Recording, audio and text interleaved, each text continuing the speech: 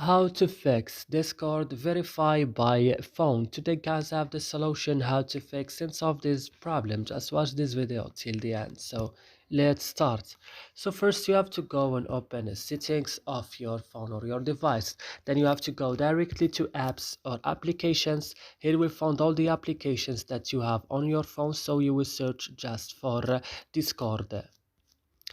And when you found Discord, just open it like this, then go to storage option, click on it and click on clear data, click OK and go back and click on force stop and click OK. Don't forget the last things is going to Play Store and updating your Discord again. And that's it guys, I hope this video is helpful for you. Do not forget to like, also subscribing in our channel, and see you in another video.